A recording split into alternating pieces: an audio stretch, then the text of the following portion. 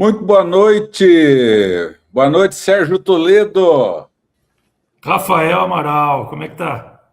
Eu estou bom, e você? Uai, bom demais, graças a Deus. Estamos aqui. Mais uma noite, mais uma quinta-feira aqui, nós aqui dentro do silo. Mas, Sérgio, Meu, nós não tá estamos, aqui. O que estamos em casa, aconteceu? né? Por que É? ainda não estamos na churrasqueira? O que aconteceu? Pois é, rapaz, eu tô longe agora de Olambra, hein? Estou aqui em Petrolina, em Nó, Pernambuco. Estou bem do lado aqui do nosso famoso velho Chico. velho Chico. Tá aprontando por aí? Estamos aqui. Viemos ver um pouquinho de silagem, né, Toledo? Não tem Achei que como você tá não. passeando. Não, já, as férias já acabou já. Toledo, hoje nós temos, na verdade, sim, hoje é uma live diferente porque nós temos dois convidados participando ao mesmo tempo, né? E um Exato. tema para lá de especial, principalmente aí para a nossa audiência dentro da internet, né? Exatamente. Processamento de grãos e eficiência produtiva. Exatamente, né? O que nós vamos falar aqui, uma silagem bem feita também é para o pequeno produtor, é para o pequeno, para o médio produtor, né? E vamos trazer aqui os nossos convidados, né? Deixa eu adicionar aqui ao nosso palco Rafael Balma e o Emerson Schering. Boa noite, pessoal. Sejam bem-vindos. Tá no mudo. Convite aí, cara. Obrigado Boa aí pela noite, boa noite. participação. Boa noite. Boa noite para todo mundo. Boa noite, pessoal. Obrigado, Rafa. Obrigado, Emerson, aí, pela presença de vocês. Acho que essa noite aí vai ser especial aí para a gente falar um pouquinho do trabalho, né? E para a gente iniciar essa live sem muitas delongas, queria que o Rafael Balma se apresentasse, falasse quem é você, de onde você vem.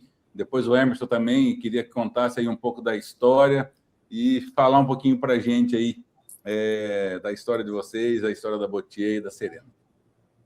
Joia. Nós somos velho conhecido da silagem, né, Rafa? Nós somos da família Baumann, lá da Sierra Silagem, né? Conhecidos por ser os precursores de silagem com autopropelida no Brasil, nós junto com mais algumas empresas, né? Eu sou engenheiro mecânico, Rafael Baumann, como você me apresentou. Hoje eu exerço dentro da Baumann no papel de diretor comercial.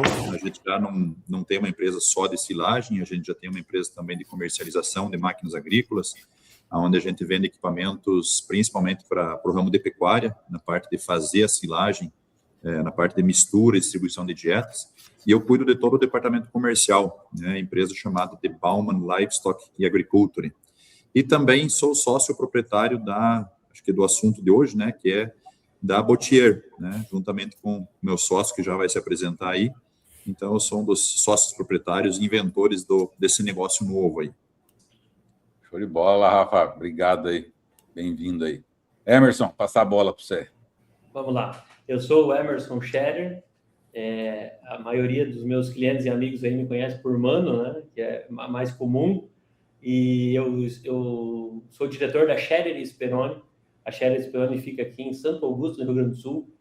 E nós nos dedicamos aí há mais de 20 anos no desenvolvimento e na fabricação de processadores de grão. Então, eu diria que a nossa especialidade há muitos anos é trabalhar com silagem, mais especificamente em processamento de grão. E nessa caminhada aí, que já é relativamente longa aqui, falando em Scherer Speroni, foi a silagem que me levou a conhecer aí o Rafael Balma e que nos aproximou e então culminou aí nessa sociedade que é a Botier, que é onde nós trabalhamos para o desenvolvimento da Serena. É uma alegria muito grande estar participando. O Rafael Amaral, eu acompanho há muitos anos, a referência, né? Pessoa extremamente humilde aí, que não faz propaganda de si mesmo, mas eu, na minha jornada aí, agora internacional, porque 50% praticamente da nossa produção da Scherer Speroni é exportada, e para fora do Brasil a gente vai assistir e vai em congressos e encontros, e quem está palestrando lá é o Rafael Amaral. Então, é uma referência, nos honra muito esse momento, porque é uma referência mundial, né? Muitos aí, talvez, não sei se tem essa noção, mas o Rafael Amaral é a autoridade mesmo, pessoal, e não só no Brasil. Talvez até em menor parte no Brasil, fora do Brasil a abrangência seja maior ainda. Então, é um momento muito, muito legal e eu estou muito feliz de participar. Obrigado. Ô, Emerson, obrigado aí. Obrigado pelas palavras. Sejam bem-vindos, né? E, assim, lembrando que nessa live a gente está... No mês de janeiro, né, as nossas lives elas são especiais porque ela se trata do Rally da Silagem, né, um evento itinerante que vai chegar em Minas Gerais, provavelmente em meados de fevereiro, porque a gente já abriu a inscrição, né, para propriedades se cadastrarem, né, até já vou aproveitar aqui fazer o merchan do nosso site do Rally da Silagem, se você é produtor e quer participar conosco, acesse esse site aqui, pode inscrever a sua propriedade, né? E o pessoal está falando que a colheita vai chegar aí por volta de meados de fevereiro. Bom, e a Botier, né, é uma empresa hoje que ela é a idealizadora aí do Rally, né, que nós vamos estar conduzindo, né? E, enfim, então, o mês de janeiro ele está dedicado, né, às empresas, né, que farão o Rally da Silagem acontecer. E cada empresa, né, ela não apenas leva o produto dela, mas ela leva, né, a função técnica de realmente fazer uma silagem de qualidade. E por isso que o título dessa live de hoje é Silagem Bem Feita também é para pequeno produtor. Silagem bem feita é para qualquer produtor. Então, sim, existe método, existe equipamento, e hoje nós vamos falar um pouquinho. Certo, Sérgio? Sim, senhor. Posso começar? Que eu já tenho uma pergunta. Então, lá vamos nós. Senhores... Não aperta muito não, viu, Sérgio? Não, que vai isso. Devagar aí.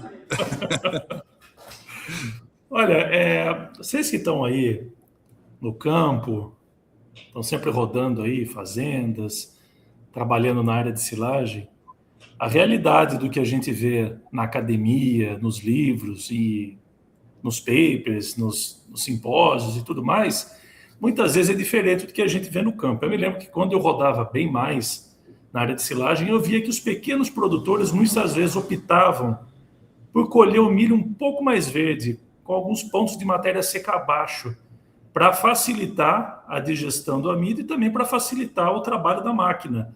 Muitas vezes produtores pequenos com máquinas pequenas, né? Embora já faz alguns anos que eu estou fora, isso ainda persiste no campo?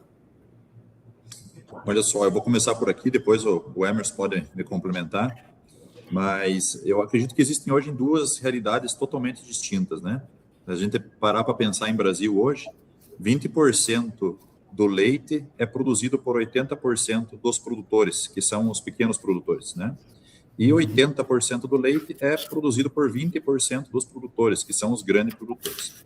Os grandes produtores, normalmente, eles já têm acesso a uma tecnologia extremamente alta de produção de silagem, geralmente conectada com uma forrageira autopropelida. Então, esse cara, ele está muito bem instruído, porque o volume dele é muito grande, né? Ele tem um nível de tecnologia muito alto. Então, ele consegue começar num ponto de silagem adequado e terminar a silagem com velocidade, com vamos dizer assim, uma certa perfeição. Mas os outros 80% dos produtores, na grande maioria, ainda não têm acesso a essa tecnologia e acabam produzindo uma silagem que normalmente não é tão adequada. Quando eu falo não é tão adequada, começa por aí, né, pelo ponto, né, da análise de matéria seca, né, tem que começar muito verde por dois principais motivos. Por quê? Porque se começa no ponto, vai terminar a roça, o restante da roça já passou do ponto. E segundo, que tem que começar verde porque ele tem que processar o grão com as facas da máquina, porque a tecnologia de cracker nas pequenas até então não era disponível. Então ele começava com o milho mais verde já para tentar quebrar aquele grão leitoso para tentar aproveitar um pouco daquele amido. E isso é uma realidade que a gente encontra até hoje. Então não é uma coisa, Sérgio, que você encontrava antigamente rodando e que já foi superada. Pelo contrário, eu acredito que é a realidade de 80% desses, né, dos produtores de leite do Brasil, que são os pequenos produtores. Não. E até assim, para complementar, né, eu acho que isso é uma realidade, né? Agora, o que a gente nota, né, no campo, né, quando esse milho passa do ponto, né? O milho passa, assim, o produtor que ele é aquele que tem a máquina, assim, vamos falar assim, produtores que têm máquinas tracionadas por trator, né? Ele sempre prefere colher mais úmido, que isso do ponto de vista de conservação, vamos falar, pode ser até negativo, né? E muitas das vezes mas quando passa do ponto e isso acontece, né, a gente consegue ver outros problemas, né? talvez assim, o Emerson pode até comentar um pouco isso, né? Assim, o que uma máquina convencional hoje, qual que é o ponto aí dessa máquina, né, tracionada por trator, essas que a gente vê no campo, que ela não consegue, por exemplo, dar uma homogeneidade de partícula, né? Ela não vai conseguir quebrar grão e tudo mais. Elas têm essa dificuldade no ponto de colheita. A gente já tem as máquinas tradicionalmente essa dificuldade. E aí o Rafael trouxe, Rafael Baumann trouxe essa referência da questão do processamento de grão, de acertar com a faca, mas uma coisa que acontece bastante quando chega no ponto e começa a passar do ponto é que o picado perde a qualidade de uma forma impressionante. Então é comum, quando a gente está vendo um milho colhendo já um pouco mais seco nas máquinas convencionais, aquela palha seca voando junto com a silagem, né? Que ela demora um pouco mais para cair pela resistência e depois vai perceber no coxo aquela palha. Então as máquinas elas vinham com essa dificuldade operacional, que precisava entrar antes, porque senão o grão ia ser um problemão. Se não picar antes, depois não pica mais, e quando insiste para picar, o picado perde a uniformidade e o negócio descamba, aí vai tudo abaixo. Aí, se foi o problema do grão, aí a rodela de sabugo, aí a palha seca voando. Então, a gente observa aquilo que o Sérgio perguntou ainda, e aí é difícil até chamar de ansiedade, né? Porque será que está fazendo errado? Se ele não fizer, o que vai acontecer? E a gente observava isso e entendia, através de tudo que está publicado hoje, que isso é um prejuízo muito grande, né? E aí precisava se tomar uma ação para corrigir isso, para que quem não tem acesso a uma autopropelido conseguisse, então, entrar no momento certo e conseguir cumprir com a missão, que é picar e processar. E tem outra condição que influencia nisso ainda, que às vezes foge, porque essa questão que a gente traz da dificuldade de acesso à autopropelida, não é que quem tem essa máquina não quer prestar o serviço, né?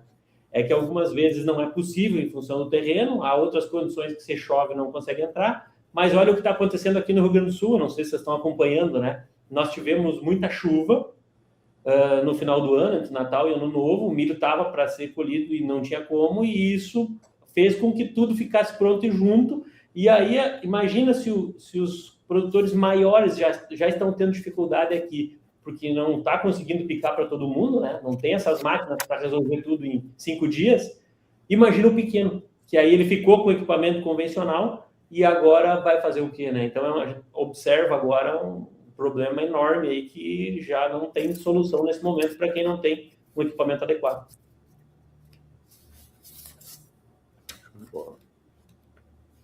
Toledo.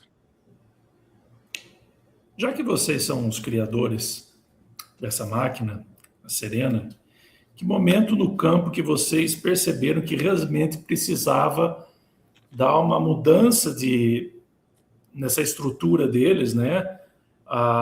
Como é que vocês perceberam essa relação do grão com esse problema sério de não ter as máquinas tradicionais, o cracker? Onde foi o momento que vocês falaram, cara, é aqui que a gente tem que ir? Veja, Toledo, acompanhando o campo, a gente sempre via essa questão de o grande estar com tecnologia disponível, com processamento de grão, entregando KPS, entregando uma fibra homogênea, fazendo a silagem de qualidade, e sempre evoluindo, sempre crescendo. E o pequeno e médio produtor, que não tem acesso a essa tecnologia, fazendo uma silagem de má qualidade, perdendo eficiência produtiva no gado, análise fecal sempre cheia de amido. E a ideia dessa máquina, da Serena, ela surgiu através até de um bate-papo informal meu com o Emerson. A gente chama de mano, né? Podemos chamar de mano aqui também. Então, só para vocês saberem, quando eu falar mano é o Emerson, tá, pessoal? Mas surgiu de um bate-papo informal, onde o mano tinha uma história, né, de ter desenvolvido um cracker para uma máquina tratorizada, ter licenciado essa tecnologia para uma empresa, e em dado momento ele já estava com a tecnologia da fiação automática de facas em desenvolvimento, né, também pronto para licenciar. E numa feira, num show rural Copavel, nós sentamos junto, trocamos uma ideia, e ele me falou, olha, Cortou aí pro Rafa. Se você quiser dar sequência, mano, o Rafa caiu. Nesse momento que o Rafael se refere, eu tinha a ansiedade de ter uma colhedora de mais qualidade. Então, com a tecnologia de cracker desenvolvida, com a tecnologia de afiação automática, embora ainda não licenciada essa tecnologia, mas já desenvolvida, sentia que as máquinas que tinham no mercado, elas não comportavam essa tecnologia. E aí foi nesse momento que o Rafael, ele me deixou sem outra escolha, porque ele me disse, vamos fazer a melhor máquina tratorizada do mundo. Ela tem que entregar a silagem que uma autopropelida entrega e essa máquina tem que entregar. E aquilo ali, a partir daquele momento, passou a ser uma obsessão. Por quê? Porque a gente tinha noção disso e imagina potencializar a produtividade da maior parte dos produtores. Nossa. Então, quem mais produz e quem mais precisa é quem não tinha acesso. E essa motivação foi isso, fazer o equipamento que entregasse aquilo, a ponto de que, se você olhar para a silagem de uma autopropelida nova, top de linha, e da Serena, o objetivo você não sabe qual que fez, a não ser que a autopropelida não esteja bem regulada ou com conjunto bom, senão fica para trás. E isso resultado, a pergunta inicial lá que eu acabei respondendo e que o Rafael caiu, foi isso, foi essa junção de entender que nós tínhamos condições de desenvolver essa tecnologia, que nós já tinha esse componente, juntou aí toda a experiência que nós tínhamos em processadores de grão com a Baumann, a Baumann entrou com muitas pessoas, muita experiência, a gente sabia que a gente tinha condição de fazer e sabia que o mercado precisava e falou, então não tem, a hora é agora e nós vamos fazer esse produto. Até deixa eu aproveitar. Aí, pessoal, deu uma instabilidade aqui na conexão, mas foi bom que me cortaram, senão eu falo demais. Então já passou automaticamente. É até bom que nós temos duas pessoas agora, se acontecer com uma, a outra está ali. Rafael tem dois. Rafael tem dois. Nós temos um backup hoje. Viu, mas só para complementar aí, para vocês continuarem conversando, eu acho que legal, eu acho que realmente nós temos essa solução já disponível. Agora sim, mas a pergunta que eu quero levar para vocês é a dificuldade do mercado trazer isso, porque assim, existiram várias tentativas. A gente escutou muita gente no passado falando isso, né? E muita coisa que foi falada no passado foi frustrada. E eu acho que aqui é um momento oportuno para a gente tirar um pouco, porque muita gente às vezes fala assim, viu, mas será? Porque o que eu vi lá atrás não funcionou, né? Então, assim, queria que vocês trouxessem um pouco, porque realmente, assim, vocês têm um equipamento que é patenteado e tudo mais, então, assim, deve ter, talvez, aí algumas coisas que vocês talvez não possam abrir, mas, assim, eu queria que vocês trouxessem para a gente, né? Como que essa barreira dessa dificuldade ela foi quebrada, né? E como que venceu isso? Existe um entendimento exatamente para isso que você está dizendo, porque quando nós decidimos fazer, a ideia era, por que ninguém fez? E aí a gente foi, e todo mundo duvidava, não é possível, não tem como, o trator não consegue tocar, não funciona, não dá. Quando nós reunimos, e aí foi decisivo esse momento lá nessa feira que o Rafael disse, quando nós resolvemos fazer, nós entendemos o quê? Nós, para um trator de pequeno porte, conseguir rodar uma máquina com cracker, nós precisamos que essa máquina seja eficiente. Então, foi uma análise técnica. Nós olhamos para o mercado. E por que ninguém fez? E a resposta era porque ninguém acreditava que o pequeno pagaria pela tecnologia. Dificilmente as pessoas param para desenvolver uma grande tecnologia para um público que, teoricamente, em consumo, ele seria um público que consome valores menores, né? E a gente pensou, não, se nós conseguir desenvolver o produto que serve no trator que ele tem, comprovar o desempenho e a viabilidade, o pequeno quer a tecnologia. A nossa ideia era o oposto. O pequeno não tem a tecnologia porque ninguém disponibilizou a tecnologia. E a ideia do mercado era, não vou investir em tecnologia porque o pequeno não consome a tecnologia. E aí a gente entra numa questão técnica, porque quando nós olhamos para os equipamentos, nós chegamos à conclusão de que os equipamentos não eram eficientes em picar. Aí, mas como assim não é eficiente em picar se eles conseguem picar? Eles conseguem picar, mas eles consomem muita energia do trator para picar. Então, nós olhamos para aquele conjunto e começou ali. Então, nós precisamos o quê? Uma plataforma que consuma menos, um sistema de picar mais eficiente, que consuma menos energia, para que a gente possa utilizar tudo isso que a gente está economizando, em tornando esse processo de recolher e picar mais eficiente, nós vamos utilizar tudo isso para processar o grão. Então, a diferença da Serena, quando a gente fala em adaptar, porque muitas pessoas nos perguntam, não dá para colocar essa tecnologia, adaptar numa máquina? Não dá por isso. Quer dizer, não é que não dá, você não vai ter desempenho que nós temos na Serena, porque ela nasceu com processador de grão, com um investimento em tecnologia para tornar todo esse processo mais eficiente para que a gente pudesse processar o grão e entregar uma máquina que colhendo o mesmo que uma convencional colhe no mesmo trator. Então, eu não sei se respondo a questão, mas esse momento existiu e ele foi decisivo para nós tomar a decisão. Eu gostaria de complementar aí também, Rafa, que tem mais um gargalo nisso aí, que tudo bem, pode existir um produtor de pequeno porte que tem um trator potente na fazenda, então, teoricamente, essa questão da potência estaria resolvida. Mas existe mais uma característica técnica que dificulta isso aí, que é o seguinte, a gente tem o conjunto de facas que faz a picagem do material, e depois da picagem a gente efetua o processamento do grão, né, através de rolos, né, através do cracker, né, o processador de grãos. E aí, o que acontece? Depois que esse grão é processado, ele tem que ser lançado, né, e esse lançamento, ele também consome uma certa potência. E o cracker em si, ele é um dispositivo feito para processar o grão e não para lançar o material em cima da carreta. Então, quando a gente estava nessa fase de desenvolvimento, nós percebemos isso, que a gente conseguia ser eficiente no corte e processava, mas muitas vezes, em um determinado momento, o lançamento não era eficiente.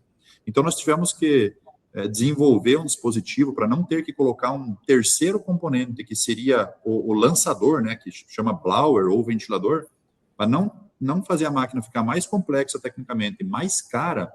Nós tivemos que desenvolver uma tecnologia onde o próprio rotor de facas, ele tivesse um blower, né, um ventilador embutido, que depois que o material passasse pelo processador de grãos, ele encontrasse uma massa de ar vindo desse rotor, e essa massa de ar ajudasse a impulsionar esse material até a carreta. Então, isso foi também uma dos grandes entraves no começo, e daí uma das grandes sacadas que nós tivemos, que foi como resolver o lançamento do material depois do cracker, sem colocar um terceiro componente. E aí que tem uma das patentes pendentes no equipamento, é justamente esse blower integrado junto ao rotor de facas. Que legal, interessante. Mas, assim, eu estou vendo que a máquina é cheia de tecnologia, né? Tem muitos componentes, várias coisas que vocês estão patenteando, então são coisas bem novas no mercado. E uma das coisas que muitas vezes o produtor, sobretudo pequeno, ele às vezes fica receoso, são de máquinas muito complicadas para mexer. É cheio de componente e tal, aí vai ter que ter mão de obra especializada, é aquele caos. Como é que a Serena foi pensada para manutenção ser fácil, ali no dia a dia, na lida? Era uma das nossas preocupações. Inclusive, hoje ainda, a gente percebe um receio de alguns clientes nossos que têm a Serena, porque quando ele percebe toda aquela tecnologia, né, ele associa que isso seja extremamente complexo. Às vezes ele tem medo de mexer no equipamento. Mas a gente está rompendo essa barreira, que ela é mais cultural do que real, no caso da Serena. Nós pensamos o equipamento em módulos. Então, a máquina, você retira módulos da máquina para fazer a manutenção. 100% cada parafuso da Serena, ele foi pensado na maneira que ia ser dada a manutenção. Porque a gente percebia também algumas vezes que aquela história, meu Deus, quem inventou isso aqui? Como é que é tão difícil de chegar? Por que o cara não botou ali? Por que o cara não botou lá? Então, tanto a Baumann como a Scherer, elas têm nessa parte, na sua origem, também uma veia mecânica de manutenção. E nós sempre desmontamos e montamos. A Scherer Speroni, antes de mexer de ser uma indústria, era uma tornearia que fazia manutenção em equipamentos. A Baumann tinha uma estrutura, já quando veio faz muito tempo que vocês entrar em detalhe, né? Mas quando veio da Holanda, quando o seu Ian veio, o seu Ian é mecânico, o avô do Rafael, que é quem trouxe a empresa para cá, e ele foi lá, participou da desenvolvimento da Serena, os mecânicos, todo mundo. Então, como é que acessa, como é que desmonta? Então, ela é modular, com a menor quantidade de ajustes possível, ou seja, o cara ele tem uma ordem para montar as peças, mas ele não vai ter que ficar ajustando coisinha em todo lugar, um ajustezinho, e ele consegue fazer em casa. Os rolamentos são todos industriais, nós nos preocupamos em não colocar um rolamento que fosse fora de padrão. As correias, na sua maioria, elas são de mercado, os parafusos, então, a parte, 90% daquilo que compõe fixadores e tudo aquilo é coisa de mercado, pensando em quê? Que se o cara precisar fazer uma manutenção, ele consegue acessar fácil. Claro que tem componentes específicos, o rolo do cracker é um componente específico, as facas são componentes específicos, a contrafaca, mas no geral, nós temos muitos componentes que são encontrados no mercado. E a forma da manutenção ela é facilitada pelo sistema modular. Ele solta um parafuso, ele gira um componente para acessar. Não precisa tirar o cracker para olhar dentro do rotor. Não precisa tirar a bica para olhar em cima do cracker. Ele tem um engate rápido. A gente tirou muito parafuso e colocou a alavanca para ele não precisar soltar parafuso, apertar parafuso. Ele vai regular contra a faca, ele não tem que soltar uma porca, regular, apertar uma contraporca. Ele só coloca a chave, gira, tirou a chave, está pronto. Ele vai regular a abertura do cracker, ele coloca a chave, puxa, mudou, tira, não precisa. Por quê? Porque a gente pensava assim, está no campo, a operação está difícil, está complicada, a chuva está vindo, o milho está secando, solta uma porquinha, faz um ajustezinho para mudar a abertura do cracker e o cara esquece de colocar. Deu problema. Então, cada detalhe foi pensado em utilizar a menor quantidade de ferramentas e em facilitar o acesso para as inspeções sem ferramentas e aquilo que precisar de ferramentas simples. Legal. Rafael, pode me ajudar aí, porque é tanta coisa na Serena, o Rafael, tanto detalhe. Eu acho que seria interessante realmente a gente aprofundar um pouquinho nessa parte técnica, né? Tem vários detalhes que acho que vale a pena a gente estar pontuando aqui. Nós até temos um vídeo aqui que a gente pode, no momento da fala, a gente ir ilustrando. Mas, assim, uma coisa que eu queria que vocês falassem, né? Porque isso é uma coisa que a gente escuta no campo praticamente em toda a colheita, que é o tal do pino fusível, né? Todo mundo sabe que isso aí é uma dor de cabeça, né? Todo mundo fala. Então, assim, eu queria que vocês explicassem primeiro, que aqui, dentro dessa live, provavelmente pode ter aluno, a gente tem, né, às vezes um produtor que não conheça, um funcionário que não conheça, né? Então, assim, pino fusível, ele dá problema, ele quebra, para a operação, atrasa a colheita, e aí a Serena, ela não usa pino fusível. Mas como que ela não usa, né? Como que foi resolvida essa questão, né? Para tornar uma máquina que depois eu acho que também tem vários outros pontos, mas um dos pontos que eu vejo, né, que eu já conheci vendo ela trabalhando, é a pessoa que trabalha, o operador, ele é muito mais tranquilo, ele é um cara muito menos estressado. Ou, na verdade, assim, ele é uma pessoa que o que ele é requerido a fazer, ele faz, ele não deixa para depois, né, porque ele está desgastado, né? Então, assim, a vida dele facilitou. Então, eu queria que vocês comentassem um pouco isso. Rafa, o pino fusível, ele equipa, eu acredito que todas as máquinas tratorizadas de silagem no Brasil, e ele tem uma função de limitador de torque, né? Então, o que acontece? Eu posso colocar na frente de uma forrageira um trator de 50 cavalos, assim como eu posso pôr um trator de 300 cavalos, né? Eu posso ter uma situação onde eu estou fazendo uma silagem de um material leve ou estou fazendo um material pesado. Eu posso ter uma situação de embuchamento, eu posso ter inúmeros tipos de situação durante a colheita. Para que eu previna a quebra de um componente da linha de transmissão, que é um componente caro ou mais difícil de arrumar, o pessoal coloca, então, um limitador de torque. Então, ele está ali para proteger a máquina, né? Então, vamos imaginar que eu estou colhendo e eu não tenho nenhum tipo de limitador de torque. Se chegar em algum ponto onde eu exceder a capacidade de transmissão de potência de algum componente, aquele componente vai romper. Por exemplo, um eixo vai quebrar no meio, uma correia vai arrebentar e assim por diante. Para evitar isso aí, os fabricantes, eles normalmente, então, colocam esse pino fusível, né? Então, esse pino fusível está ali para quê? No momento em que eu exceda a carga, ele quebra, ele é um componente barato, ele é um componente relativamente fácil de ser substituído, e ele evita maiores transtornos ou quebras mais caras, né? Mas ele é um sistema, como eu falei, barato, e em contrapartida ele dá uma certa mão de obra para você recolocar ele em trabalho, né? Então você tem que ir lá, você tem que tirar o pino quebrado, você tem que ter o pino fusível na mão, né? Muitas vezes você não tem, aí você vai lá, você tem que reinstalar o pino fusível para a operação, reiniciar a operação.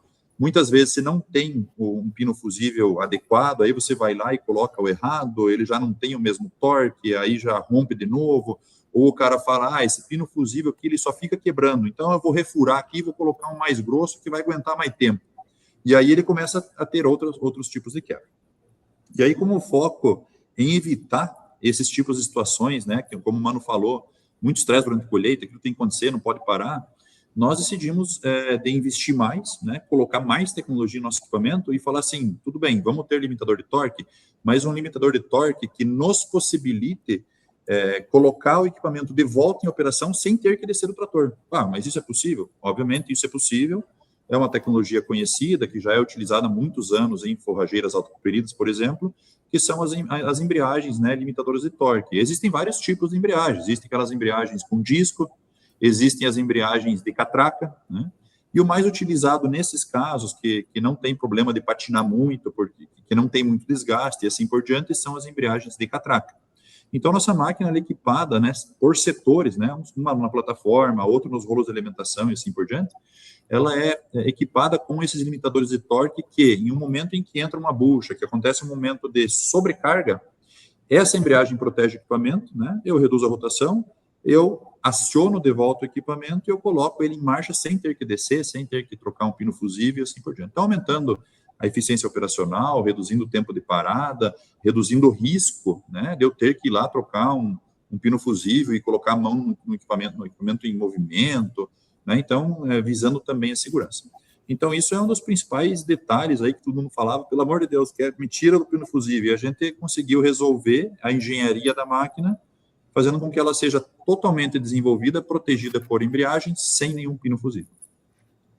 Show de bola. Linkando lá com a questão da manutenção, o Rafael trouxe que a gente separou, né?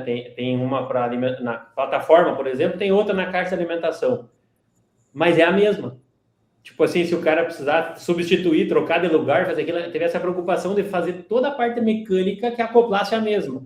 Porque se o cara quiser ter uma de reserva, ele tem uma que serve nas duas. Porque se ele tiver uma dificuldade, quiser mexer, deixar mais pesado ou mais leve, trocar para testar na frente ou atrás, ele vai fazer. Eu queria considerar, para quem estiver assistindo e sabe desse drama, já viveu essa questão do pino fusível, tem um benefício ainda maior na operação, porque imagina assim, se o cara está lá e quebra 3 pinos fusíveis por dia, ou todo dia quebra um pino fusível, na Serena ele passa meses, passa a safra sem perceber que entrou em funcionamento, às vezes, o limitador de torque. Por quê? Porque o pino fusível, quando ele chega, vamos dizer que ele suporta lá 800 Nm. Quando ele chega em 800 Nm, ele quebra e para a operação. O limitador de torque que o Rafael descreveu, que está na Serena, ele chega em 800 e mantém os 800. Então, às vezes, pesa um pouquinho e ele consegue levar o produto e o cara nem sabe que teria quebrado um pino fusível se tivesse um pino fusível. Outro detalhe, o pino fusível, se nunca colocar uma bucha, ele quebra, porque ele vai fadigando o material de trabalhar. Então, quantas vezes a pessoa disse, quebrou o pino fusível e nem botei bucha. Estava normal, porque já tinha fadigado o pino fusível. Isso não acontece no limitador de torque. Então, parece uma coisa, parece que só tirou a operação de trocar pino fusível, mas não, ele levou a qualidade do equipamento em um absurdo. E, obviamente, isso é um investimento em tecnologia. Desculpa a ignorância mecânica, mas eu sou da área de biológicos, então várias coisas que vocês falaram aí, eu tenho uma leve noção do que é, tá? Eu sei que quando quebra o pino fusível é um parto para trocar aquilo, porque já Rafael, né, e eu já tivemos nessa lida na pós-graduação, e quando quebrava a máquina, Deus o livre, A gente, se não tinha a ferramenta certa, tinha que mandar vir um funcionário lá do departamento. Rapaz, era um atraso de vida danado. Aí vocês falaram disso, eu quero entender. Por acaso, né, vocês têm algum vídeo para mostrar para a gente, para eu ter noção do que é que vocês estão falando? Eu acredito que no nosso vídeo institucional da máquina não tem isso aí, mas a gente pode, daqui a pouco, talvez procurar uma referência e o Rafa pode projetar para nós. Mas daqui a pouco a gente fala também um pouquinho sobre a transmissão de potência principal que sai do trator até a máquina, que também serve como dispositivo de segurança. Rafa, você tem o videozinho para você projetar para nós, dar uma olhadinha aí? Tenho sim. Deixa eu colocar ele. Aí, tá aqui, ó. Eu tenho aqui essa parte aqui que ele mostra aqui o esticamento, né? Isso, essa é uma parte bastante interessante, né? A gente vê que existem... Pode voltar um pouquinho e pausar, se quiser, Rafa, que daí a gente vai ponto a ponto. Aí, pode pausar por aí. Então, a transmissão de potência, ela acontece através do cardan do trator, né, até da PTO do trator, e que fica no centro do trator, mas a forrageira está deslocada na lateral direita do trator. Então, essa potência ela tem que ser deslocada do centro do trator até a lateral direita. E existem duas formas principais de fazer isso, né? Existe a correia, né, e existe o cardan. Muitas empresas hoje partiram para colocar cardan. Por quê? Porque o produtor reclamava demais. Essas correias só patinam, essas correias dão muito problema de patinagem, desalinham, sai fora. Nós temos muito problema com correia. Então, por pedido dos próprios produtores, os fabricantes começaram a utilizar um cardan para fazer a transmissão, então, da PTO até no rotor de facas. E a gente, né, quando foi conceber a Serena, a gente falou, o cardan é uma opção, mas, espera aí, se você for olhar uma forrageira autopropelida lá vamos colocar como exemplo, uma Krone Big X 1180, né, ela tem 1156 cavalos de potência. Como que ela faz a transmissão de potência para as facas? Através de correia. Mas se uma máquina em 1100 HP faz a potência através de correia, como que pode que uma máquina pequena está incomodando a correia, né? E a gente foi observar, e a gente observou a seguinte diferença. As máquinas autopropelidas, elas têm um sistema que mantém a tensão na correia uniforme durante o trabalho. E as máquinas rebocadas a trator, não. Então, você tinha uma polia de um lado, uma polia do outro lado fixa, conectava uma correia, e aí existia um certo esticamento fixo, né? Então, você colocava isso em posição e iniciava o trabalho. Só que a correia, ela é um material elástico, então ela, com o tempo, ela vai ganhando tamanho, né? Ela vai tendo sua elasticidade e vai aumentando o tamanho. E conforme ela vai aumentando, vai laceando, ela vai perdendo a aderência, o esticamento, e começa a patinar. Então, nós falamos assim, mas por que a gente vai eliminar um sistema de correia que é um sistema relativamente barato, que é um sistema funcional, né, de baixa manutenção, que é utilizado nas máquinas grandes, e a gente vai partir para um cardan? Não faz sentido. Vamos adotar o que as máquinas grandes utilizam. Então, a gente fez diferente e a gente colocou um sistema de esticamento automático da correia. O que significa isso? Nessa foto que o Rafa projetou para nós, dá para ver na parte bem central ali, em cima do cardan, existe uma mola. Então, essa mola, ela coloca uma tensão constante em cima dessa correia. E conforme eu vou trabalhando e essa correia vai laceando, essa mola vai compensando esse laceamento e vai mantendo essa tensão constante. E com isso a gente resolveu esse problema de desalinhar, patinar e coisa. Por quê? Porque a gente simplesmente utilizou a técnica das grandes na pequena, né? Fazendo com que essa correia conseguisse transmitir essa potência de uma maneira muito eficaz e facilitasse muito a construção mecânica do outro lado da máquina, no rotor de facas, onde a gente tinha um espaço relativamente limitado para colocar a transmissão de cracker junto. Então, a gente uniu o útil ao agradável, colocamos um tensionador de correia que resolveu também a parte da engenharia do outro lado da máquina. Então, esse é um exemplo aí onde a gente foi pensando para trazer tecnologia para pequeno, para a Serena, né? Que top, interessante. Legal, hein? Rafa, quem sabe você, mano, pode explicar para a gente um pouquinho em relação ao desenvolvimento das facas, mano? Eu acho que o Rafa poderia colocar ali 1 minuto e 7, Rafa, na parte das facas. Vou colocar o vídeo. Isso aí. Se quiser dar um pause ali no 1 minuto e 7, a gente consegue explicar legal ali. Dá para até mostrar, né, o vídeo, legal. Isso, por aí mesmo. Vai lá, mano. Vamos lá. falando em eficiência, né? Eu disse que nós precisávamos ser mais eficientes no corte para economizar essa energia. A maioria dos equipamentos, a grande maioria das máquinas convencionais, ela vai cortar com esse sistema de rotor similar a esse com uma tesoura. Ela corta com uma tesoura, porque ela tem uma contrafaca fixa e uma faca que vai fechar e fazer o corte. Porém, a maioria delas, elas têm a tesoura fechando para baixo. Então, quer dizer, a minha contrafaca está assim e a minha tesoura começa a fechar no centro e termina de fechar na extremidade. O que acontecia? Isso acumula a silagem para o corte final acontecer na extremidade do rotor. Nós falamos, opa, isso aqui consome mais energia. O que nós vamos fazer? Nós vamos inverter, nós vamos fazer isso começar a fechar na parte de fora e a faca termina de cortar próximo ao centro do rotor. Então, eu consumo muito menos energia para fechar isso lá embaixo. Só que aí, mas eu estou empurrando a silagem para o meio do eixo. O que vai acontecer? Eu vou pressionar essa silagem lá no meio. Não, então o melhor corte não é no finalzinho perto, não, é um pouquinho para baixo. Então, aonde é exatamente? Começamos a fabricar dispositivos para ensaio e medir o consumo de energia em cada posição da faca e encontramos o ponto aonde se consumia menos energia para cortar. Então, nós queremos concentrar o nosso corte nessa região. E aí, como é que vamos fazer? Não, é impossível. Não é impossível. E aí vai quebra-cabeça, engenharia, desenvolvimento, meses e meses e meses. E nós chegamos no conceito de faca ideal, que a faca não é uma reta, ela é um C. Ela é uma foice. Quer dizer, ela vai levando a silagem e eu quero que termine aqui de cortar. Então, a minha faca, o fio vira e muda para cá. E aí chegamos na geometria que está aí na tela. E a questão era, ótimo, mas como é que fabrica essa faca? Não existe nada igual, não existe nada parecido. E aí nós começamos o trabalho de desenvolvimento de um ferramental para prototipar a faca. E depois de muito trabalho, muito investimento em desenvolvimento, nós chegamos na faca ideal.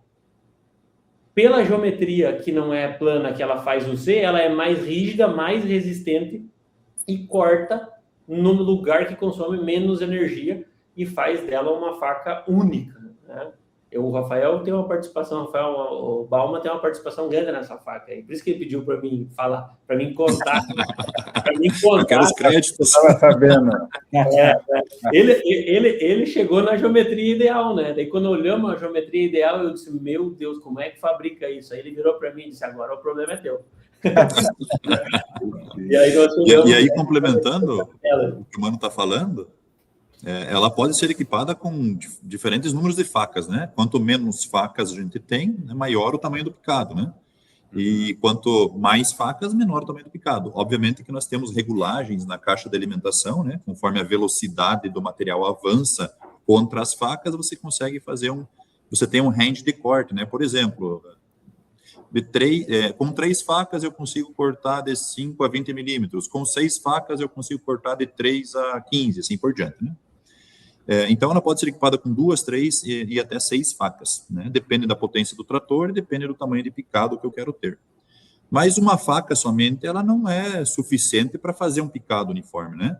A faca, além dela ter que ter esse formato para economizar energia, ela tem que estar afiada e ela tem que ter um componente muito importante que é uma contrafaca. Por quê? Quando essa faca ela vai fechar, né, a gaveta, ela vai ter que encontrar uma outra peça, né, que está parada, para ela usar de apoio para que a silagem seja cortada. E isso se chama contrafaca, né, que é o que o Rafa colocou no vídeo para nós aí. Então, eu fecho a gaveta contra essa contrafaca e eu realizo o corte. E essa contrafaca é importantíssimo que ela esteja o mais próximo possível da faca. Por quê? Porque ela estando próximo da faca, ela, ao invés dela puxar o material para dentro, ela vai realizar um corte uniforme, né? Então, vamos dizer lá, a gente sempre usa o exemplo do maço de salsinha, né? Se eu pegar um macinho de salsinha, deixar ele solto em cima da tábua e querer cortar o material, a salsinha ela vai se deslocar e o corte ele não vai ser uniforme. Do contrário, se eu pegar um maço de massinha, apertar bem no meio da minha mão, encostar contra a tábua com muita força e passar a faca rente à minha mão, eu faço um corte perfeito da salsinha. O mesmo conceito, ele funciona aqui na forrageira. Então, essa contrafaca, ela tem que ser afiada, a faca tem que ser afiada, e a contrafaca tem que estar muito próxima dessa faca, praticamente tocando nela. Quanto mais próxima, mais perfeito e mais limpo é o corte, menos eu vejo aquela palha inteira saindo na silagem. E aí, observando as máquinas do mercado, o ajuste de posição dessa contrafaca, aproximar ela das facas, era um sistema muito difícil, arcaico, dependia de desmontar metade da máquina para fazer isso aí, deslocar rotor, é um trabalho, além de perigoso, muito trabalhoso. Então, na prática, o que acontecia? O produtor, ele afiava as facas, a faca, quando você afia, ela tem um desgaste, então, automaticamente, ela vai afastar da contrafaca, pelo desgaste da afiação. E afastou, como era muito difícil eu encostar contra a faca, deixa ela na posição mesmo. Então, cada vez que eu ia afiando mais a faca, mais ela distanciava da contrafaca. Distanciava da contrafaca, ele ia afiando, ia entrar para fazer o corte, mas não melhorou o corte. Por quê? Porque a contrafaca está muito longe. Então, mesmo tendo a faca afiada, com a contrafaca longe, você não possibilitava o melhor corte. Então, com foco nisso, a gente desenvolveu um dispositivo, como o Emerson já falou no passado, que ele é um dispositivo rápido para encosto da contrafaca. Então, o próximo ponto vai ser a afiação automática, que o Emerson vai falar, mas depois que eu fiz a afiação, eu preciso encostar a contrafaca. E o nosso dispositivo que está aí na tela, ele permite que eu vá com uma catraca, um pito 19 na parte de trás da máquina, e eu simplesmente fiz a afiação, eu vou chegando na catraca, esse mecanismo, e ele vai aproximando a contrafaca até tocar na faca. Tocou na faca, eu inverto minha catraca, dou umas voltinhas para trás, e eu tenho certeza de que minha contrafaca está lambendo a faca. E aí eu garanto que não somente eu fiz uma afiação como deveria, mas também eu encostei a contrafaca na faca para ter, então, esse corte do jeito que a gente quer, sem deixar aquela palha para trás, sem consumir, principalmente, sem consumir muita potência, porque um corte mal feito, ele consome mais potência, e assim por diante.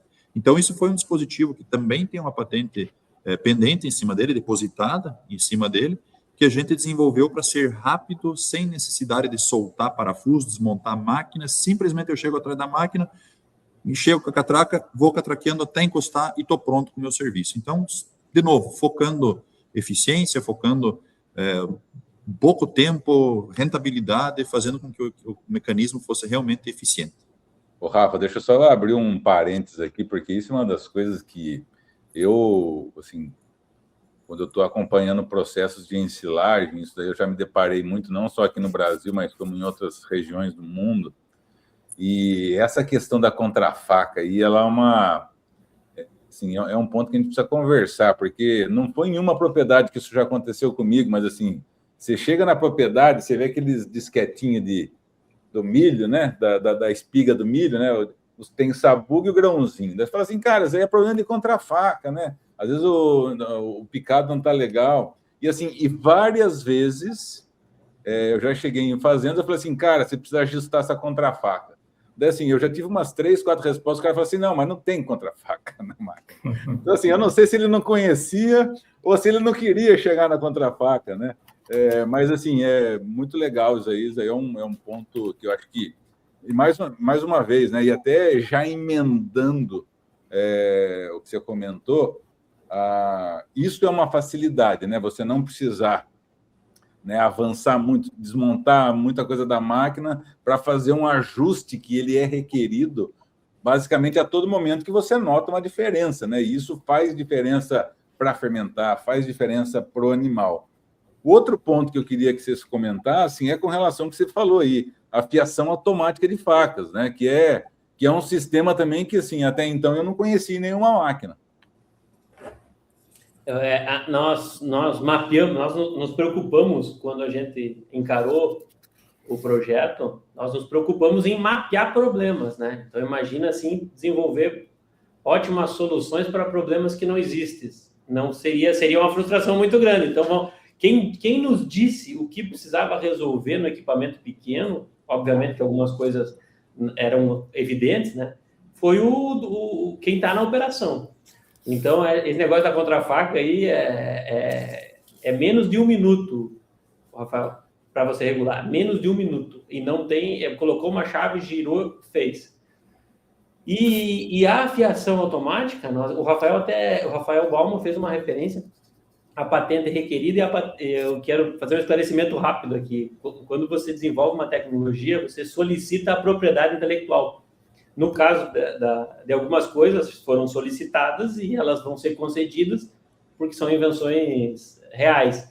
Mas no caso da afiação automática e do cracker, são patentes concedidas, ou seja, já foi reconhecido que a nível mundial não existia nada para resolver isso. Então, em máquinas pequenas, não existia. Né? Isso já foi reconhecido pelo Instituto Nacional de Propriedade Industrial. Esse processo de afiar, que o Rafael Baumann detalhou sobre o cara vai afiando e não aproxima contra a faca. Nesse afiando, e não aproxima contra a faca, porque é uma desgraça mesmo, né? Ele vai, nos afiadores convencionais, a pedra, em tudo que existe até então, até a Serena, a pedra, ela fica percorrendo a faca, mas ela fica percorrendo a faca dentro da faca. Então, imagina que a pedra, vai lá, vou usar isso aqui para ilustrar, ela fica percorrendo a superfície da faca, mas não sai fora. O que isso acontece? Tanto naqueles rolos, naquela pedra grande que fica girando, quanto na pedrinha retangular que corre para o lado. A faca vai gastando desparelha, porque ela gasta mais no meio, por exemplo. E a pedra vai afiando a faca, mas a faca vai gastando a pedra. Então, começa a acontecer um fenômeno que é a faca vicia, e a faca vicia a pedra, e a pedra vicia a faca, e isso não tem fim. Então, quando você afia uma faca no processo convencional e tira essa faca e olha, a afiação ela é côncava, ou convexa, enfim. Como é que nós resolvemos isso na Serena? A Serena, a gente chama de afiador, mas ela podia ser chamada de retífica. Por quê? Porque o rebolo de afiação, comumente chamado de pedra, ele percorre a superfície da faca, sai fora da faca, gira e passa na faca de novo. Quer dizer, a minha faca, a pedra nunca foi viciada pela faca e nem a faca viciada pela pedra. Sempre a máquina, se ela é nova ou se ela é velha, se o rebolo está no começo ou está no final, se a faca é nova ou se é uma faca muito afiada, a afiação é perfeita. A faca sempre é perfeita. Se colocar uma régua, ela é parelhinha. E isso foi um ponto que nós identificamos como que consumia muita energia. A qualidade do picado, nem se fala, é horrível, e aquilo vai pesando para o equipamento. Então, o afiador automático, por exemplo, que era uma tecnologia que eu tinha desenvolvido há mais tempo, mas não estava em nenhuma máquina no Brasil, a tecnologia já é bem mais antiga, porque não tinha nenhuma máquina habilitada a receber essa tecnologia. E a Serena nasceu com a afiação automática. Então, sempre que nós falamos em processar grão, em afiar a faca, em regular contra a faca, adaptações nunca são iguais a um projeto que nasceu daquele jeito. Então, a Serena não tem outro tipo de afiador, nunca teve outro tipo de afiador. O chassi está preparado para afiação automática. Hoje, ele regula contra a faca, que já foi detalhada, porque é fácil, e ele afia a máquina quantas vezes for necessário, porque é fácil. Como ele afia com uma frequência maior, porque é muito fácil afiar, ele não desce do trator, ele vai usar a alavanca do comando hidráulico e vai percorrer a faca e vai afiar lá de cima, sem descer, sem soltar parafuso, sem tirar carenagem, sem abrir tampa, sem fazer nada. Só puxa a alavanca, tudo é feito de forma automática, mecânica, e ele afia a faca. Então, ele afia com mais frequência, porque no meio de uma operação que ele está ali trocando um carreto ou fazendo alguma coisa, ele dá 2 passadas no afiador. Isso faz com que eu afie com mais frequência e não precise afiar tanto. E eu mantenho sempre a minha faca nova e diminui a quantidade de vezes que eu tenho que aproximar contra a faca. Por quê? Porque perdeu 1/10 em uma parte, 2 passadinhas resolve. É só estar 1/10 mais afastado. Então, o conjunto diminui, ele é mais fácil de fazer e diminui a frequência com que é feito em função dessa tecnologia. Ela é uma tecnologia, né, dá para a gente detalhar mais aí, podemos falar de mais detalhes aí que vocês quiserem saber, enfim, mas é fantástico. Tem vídeo afiando, tem bastante material também na internet. Eu achei... Além da segurança, né, Emerson? Inclusive, nós temos, né, inúmeros casos onde pessoas se acidentam, inclusive casos de morte, onde o rebolo solta, a pessoa está próxima fazendo a fiação. Então, a questão da segurança ela é muito importante. Nós temos casos, inclusive, de colégios, de instituições agrícolas, por exemplo, que, né, vou comprar uma forrageira, o que eu vou comprar? Quando a gente explicou da segurança de você estar longe do processo de afiação, em cima da cabine, distante de qualquer incidente, nossa, o colégio, né, falou, não, é isso que nós precisamos, eu não tenho como correr o risco de ter um aluno se acidentando numa máquina aqui dentro do colégio, num processo de afiação. Então, isso é uma coisa que pega demais também, sabe? A segurança operacional com esse sistema automático é absolutamente diferente. Né? São muitas amputações, né?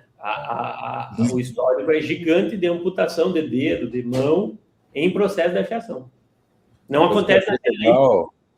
Acho que assim, só um parênteses aqui que eu achei super interessante, que até então eu não tinha detalhado isso para mim, né? Essa questão apesar do aumento da frequência de afiação, né, o tempo de afiação é menor. Eu até relacionei, tipo o açougueiro lá, você vai lá no açougue, você pede 1 quilo de carne, ele dá uma passada no fio ali para fazer, né? Então, assim, mas isso eu acho que é super importante, assim, no meu ponto de vista, assim, pensando na logística, né, no processo de ensilagem, com um processo extremamente complexo.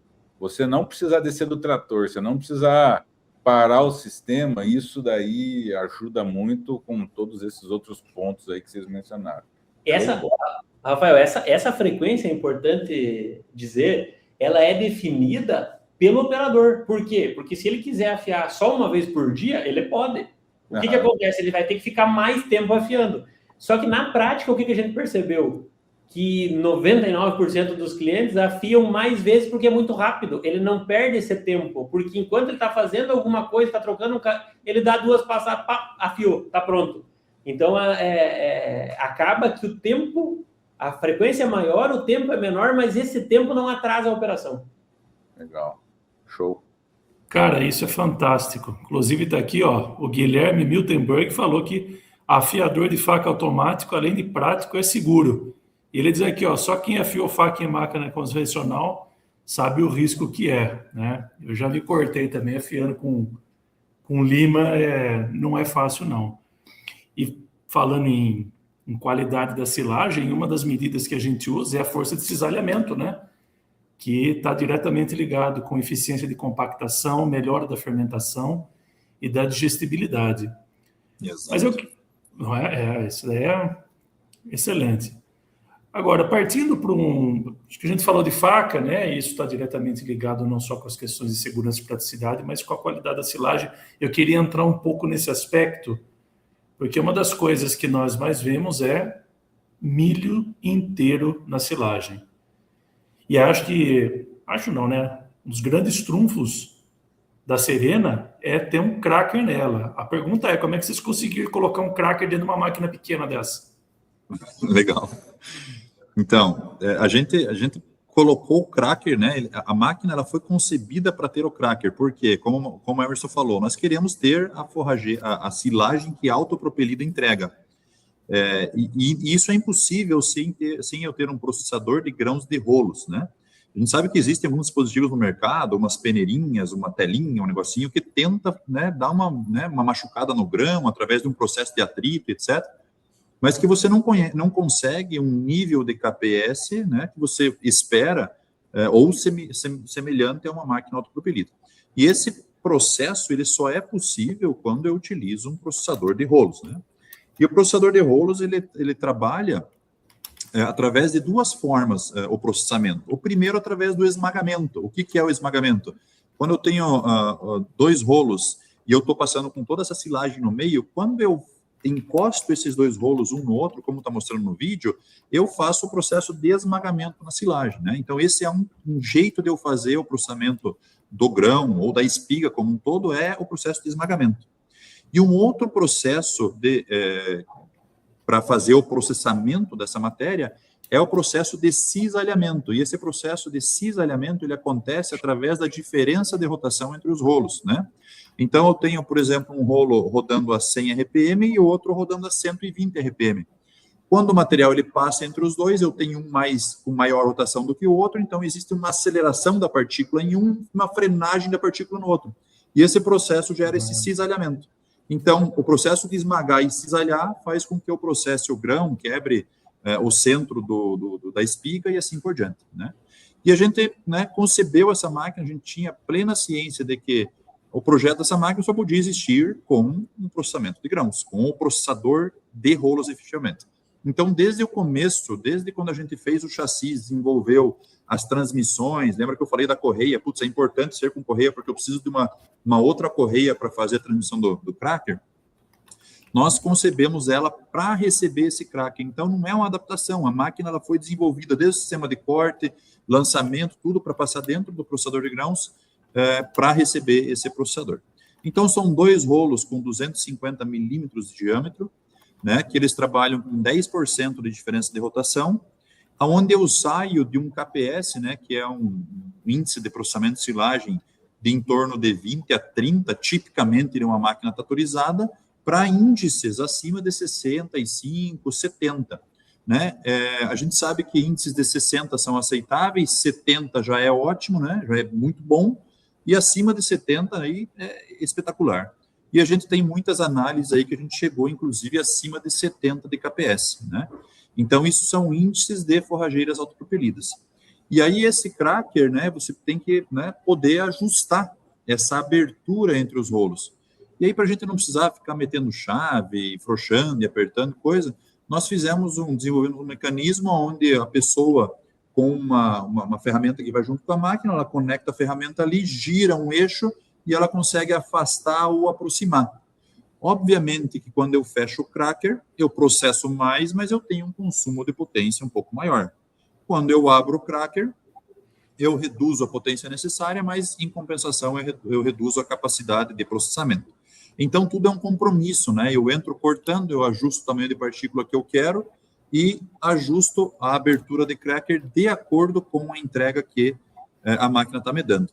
Então, com isso, a gente consegue entrar fazendo uma silagem com 35%, 38% de matéria seca, que é considerado aí a faixa ótima de matéria seca para silagem, fazendo um tamanho de partícula ideal, sei lá, depende do nutricionista e dos outros componentes que eu tenho na dieta, mas de 10, 12, 15, 18 milímetros de comprimento, mas processando o grão efetivamente. Então, eu entrego a fibra efetiva que eu quero com o grão processado que eu exijo para que o gado, né, ele tenha uma boa digestibilidade do amido e consiga realmente aproveitar esse amido para produzir leite ou carne ou independente, né? Então, isso é o princípio, o conceito e tudo que está por trás de eu adicionar, então, esses 2 rolos de processamento na forrageira, na Serena, na Botier Serena 130. Ô, Rafa, só aproveitando, então, engatando aqui nessa uma pergunta, tem todo esse benefício, mas, assim, talvez alguém esteja perguntando, por que não embucha a máquina? Ou a máquina vai embuchar? Esse daí acho que é uma pergunta importantíssima, né? Porque talvez algumas frustrações do passado se esbarraram nessa questão, né? Essa é uma ótima questão, eu passo para o Emerson comentar a respeito, é justamente aquilo que eu citei no começo a respeito da dificuldade, né? De você ter um cracker que seja o lançador de partículas ao mesmo tempo, né? Esse era um dos desafios, porque colocar mais um componente para resolver é o rápido, não vou dizer que é o fácil, mas é o rápido, mas isso é custo, peso, tanto o peso da máquina, quanto o peso, precisa mais energia para fazer funcionar. Então, o cracker sozinho não dá condições, ele até joga para fora, mas tem uma limitação para isso, e ele está sujeito a embuchar muito fácil, porque quando chegou ali no rolo, que o Rafael explicou que ele tem o cisalhamento e que ele tem um rolo acelerando e um freando, ele diminui a aceleração daquela partícula que subiu do rotor até o cracker. E para isso, nós temos um ventilador. O que o Rafael fez referência, inclusive, no início lá. E onde é que está esse ventilador? Vamos lá. O rotor da Serena, o rotor de facas, que nós olhamos antes, ele é a parte da frente que está virada para o milho. A câmara de corte da Serena, onde esse rotor está instalado, ela é dividida no meio. A parte da frente é onde pica e a parte de trás é o ventilador. Então, agora está projetada a imagem da parte traseira do rotor picador, aonde é o ventilador. Esse ventilador é extremamente eficiente e conseguimos jogar com a Serena em cima do caminhão com tranquilidade. Tem bastante vídeo também mostrando a distância que joga. Ele vai produzir esse volume de ar e ele tem uma voluta que vai conduzir esse ar logo depois do cracker. Então, eu tenho o cracker jogando a silagem e logo acima dele ela é projetada para fora, impulsionada pelo ventilador. E é isso que faz com que a máquina não embuche, porque quem joga para fora da bica não é o cracker, é o ventilador. Muito legal, cara. Interessantíssimo, hein? Isso daí é fantástico. Parabéns. Parabéns mesmo, porque isso daí saiu, assim, resolveu o problema. E apesar dele não ter nenhum contato com a silagem em si, né? Ele é uma câmera separada, ele tem um canal à parte que quando o material passa pelo processador, esse vento que ela cria encontra com o material e finaliza o lançamento. Então, nossa senhora, isso deu pano para manga, né, Emerson? Para a gente chegar nessa solução. Não é a primeira versão, né? Foram meses aí, várias versões que ou esbarrava no consumo exagerado de potência ou na ineficiência, né? Até que a disponibilidade em si investir forte em desenvolvimento, ela possibilitou isso. Falou, não, mas será que isso não é possível? Vamos tentar.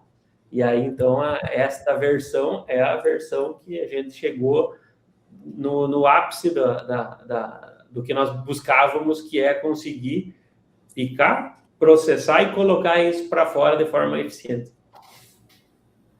Legal, excelente. Poxa vida, hein? E... falamos pouco tempo, mas falamos bastante, né? Falamos bastante diferenciação, bastante tecnologia envolvida aí, né? Aqui a dificuldade é que, falando com o pai da criança, a gente conhece, né, todos os detalhes, e aí é preciso se controlar aqui, né, Rafael, para nós não detalhar tanto aquilo tudo que a gente sabe dos diferenciais, foi trabalhado ponto a ponto. Obviamente, estamos aqui representando uma equipe muito maior, né? Inclusive, quero deixar meu abraço aqui para o Rafael Chagas, que é o cara que coordena a nossa engenharia hoje, que organiza para que tudo isso aconteça, profissional fantástico, que tem muitas das coisas aí que são o trabalho dele, enfim, e a gente é apaixonado por silagem e pela Serena, né? E é o seguinte, eu já vi os olhos do Rafa e do Serjão brilharem, aí eu tô com o bloco de pedido aqui do meu lado, tô pronto.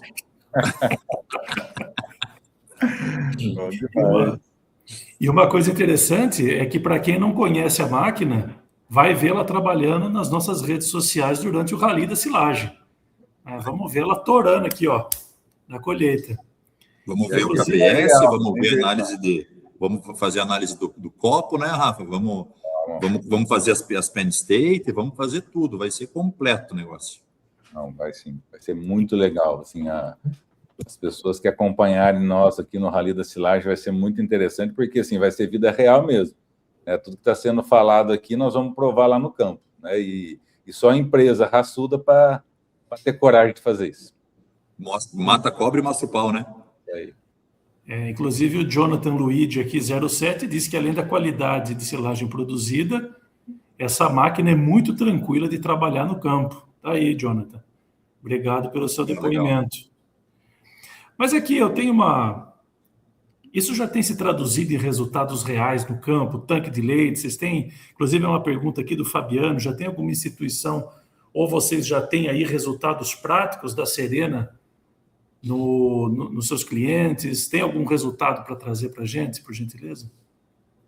Nós temos resultados práticos tanto de clientes na ponta, né, que falaram para nós, olha, eu medi o resultado de vocês lá no tanque de leite, E temos também resultados mais prático-teóricos, ou seja, mais institucionalizados, por exemplo, através da Universidade Federal de Viçosa, que fez um trabalho esse ano que passou, né? Eles utilizaram a nossa máquina e uma máquina convencional tratorizada e mediram KPS, mediram peneira, mediram tudo.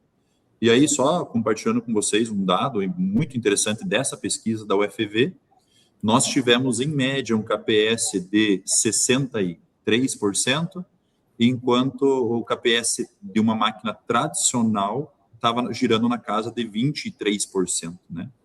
E isso reflete aí 40 pontos de diferença de KPS que vão se transformar em maior digestibilidade de amido, né? E automaticamente maior leite, maior carne, mais dinheiro no bolso, né? Então, isso é uma pesquisa que a gente pode até compartilhar, foi publicada, existe o artigo científico disso aí, né? Então, quem conduziu isso aí, quem coordenou esse trabalho foi a professora Poliana, lá na UFV, e aí, aproveitando para agradecer a professora, muito obrigado por todo o apoio da Universidade Federal de Viçosa, por toda a pesquisa que foi feita lá com o equipamento. E temos também clientes, né, em todas as regiões do Brasil que nos mostram, ou nos enviam, né, claro, menos metodologia científica, mas aquele negócio de você sentir a diferença na prática.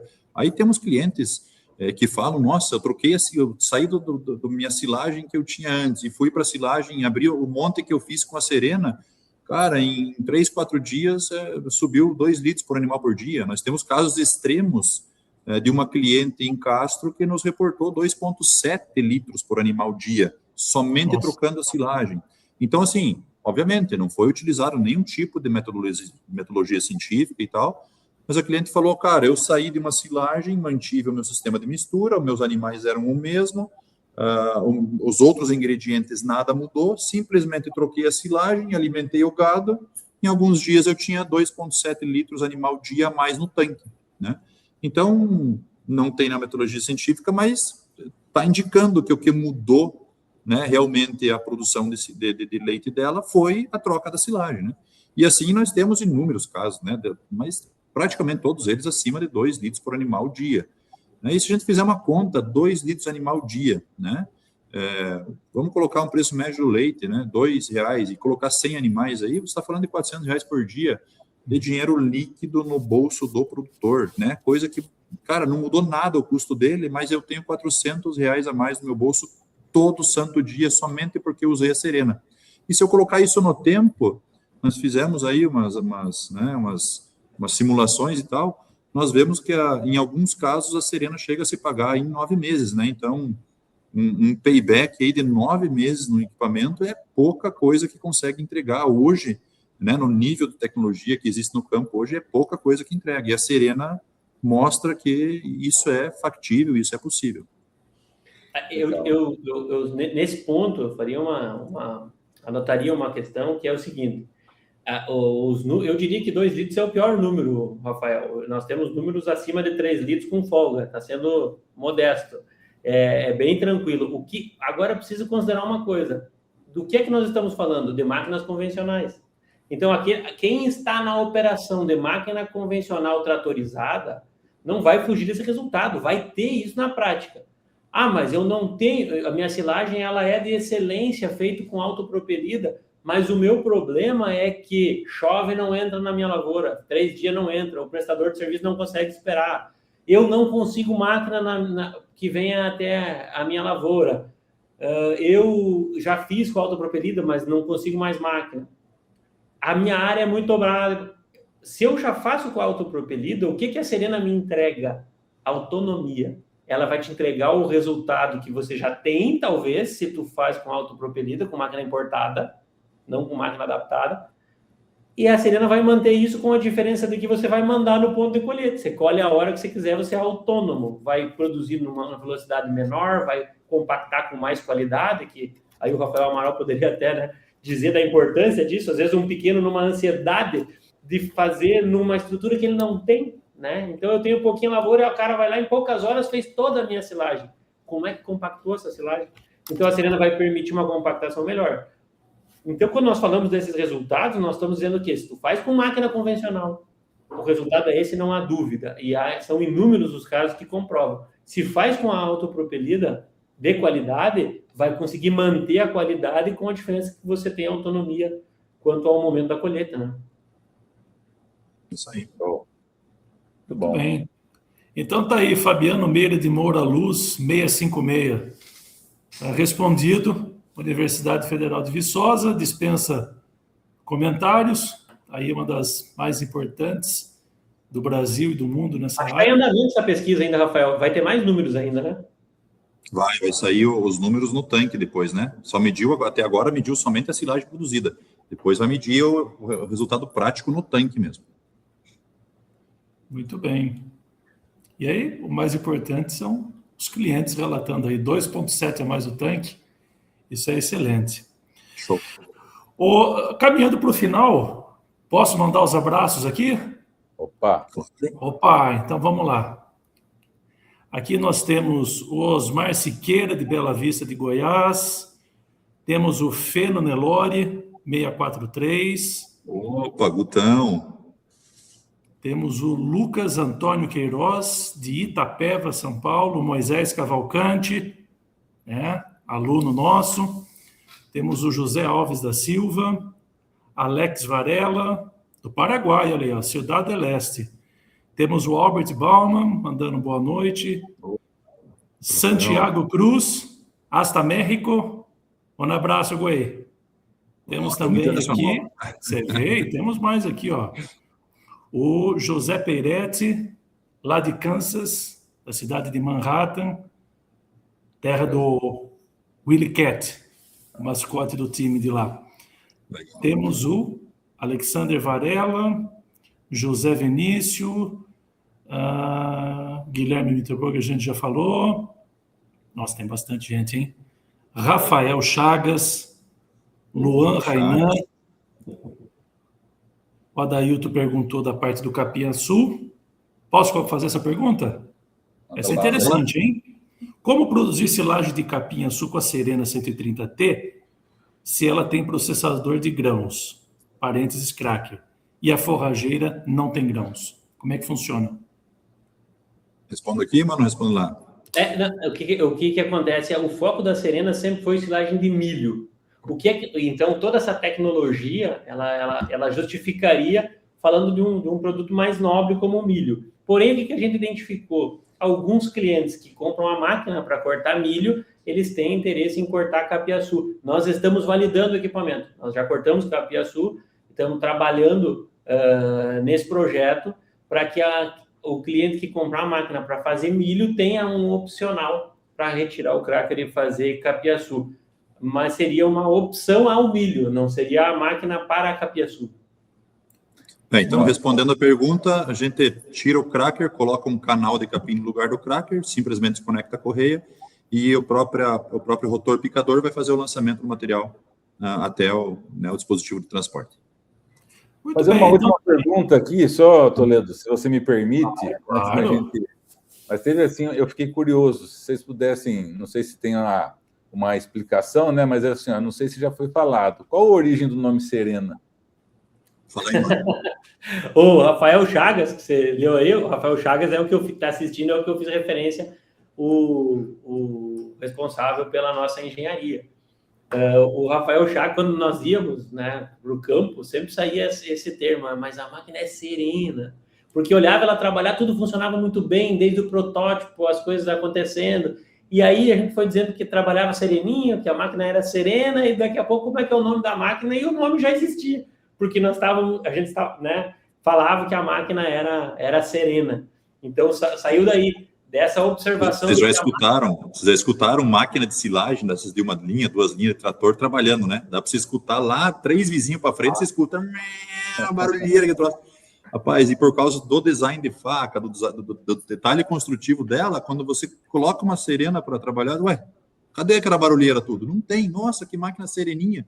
E aí ficou Serena lá o nome da máquina, cara. Que legal. Parabéns, excelente. Toledo, que live top, hein? Pois é. Bacana, né? Obrigado pela oportunidade, gente.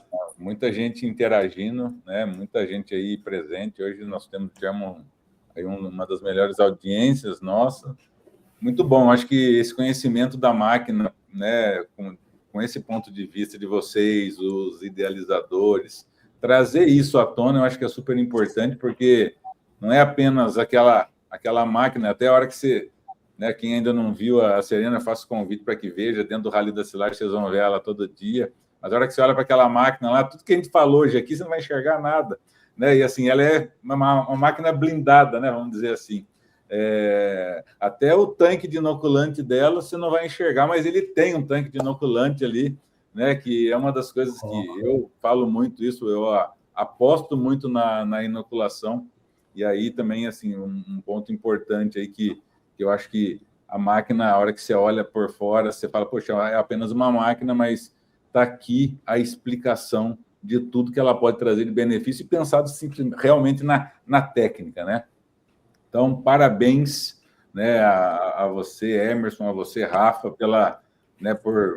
por esse empreendedorismo aí, que com certeza, né, o que não é fácil. Eu sei que o pequeno e médio produtor assim, é um produtor que ele precisa ser ajudado, né, e até uma do propósito nosso dentro do Rally da Silagem é provar para esse tipo de produtor que é possível ele está num nível, né, acima do que ele está. E isso vai trazer para ele prosperidade, né? Acho que esse é o grande objetivo. Então, parabéns, eu fiquei muito satisfeito. Obrigado. Tamo junto. Toledo, tem mais alguma coisa? Novamente de agradecer, né? Agradecer especialmente aí o Rafa, o Toledo, por proporcionarem essa experiência para nós estar junto com vocês aí, esse canal tão respeitado. E muito animado com esse Rally de Silagem que vai começar, cara. Lá nós vamos mostrar o negócio na prática mesmo. Show de bola. Muito obrigado, é uma alegria, né? Vou repetir o que eu disse no começo, é uma honra poder estar. Obrigado pelo espaço, Rafael Amaral, né, por nos dar essa oportunidade. Agradecer a equipe toda da Botier, que é uma equipe dedicada, empenhada em tecnologia. Obviamente que são 2 pessoas aqui, mas é um grupo muito maior que tem muito orgulho daquilo que produziu. Então, um abraço para toda a galera da Baumann, da Scherer e principalmente hoje envolvida diretamente com a Botier. Ao nosso CEO, que inclusive me mandou mensagem aí, o Guilherme Miltenburg, que está à frente hoje da Botier, mas hoje precisava ser os pais da criança aqui, né? Precisava ser aqueles que estão agarrados pelo coração. Então, embora a gente não está numa frente comercial, por exemplo, como o Rafael já teve, é uma dedicação, é um carinho muito especial por um projeto que a gente sabe que tem condições de mudar a realidade de muito produtor pequeno. E isso é uma alegria muito grande e a gente está muito feliz em poder compartilhar. Obrigadão mesmo. Bom. Pessoal, obrigado mais uma vez. Prazer aí. Obrigado a todos que nos acompanharam hoje. E a gente fica por aqui, então. Semana que vem a gente volta, falando ainda do Rally da Silagem. Tem muita coisa ainda para a gente completar esse recheio aí de fazer essa silagem top. E para vocês que ficam aqui, obrigado, gente. Um abraço para vocês, fiquem com Deus e até semana que vem. Um abraço. Valeu, gente. Um abração. Até.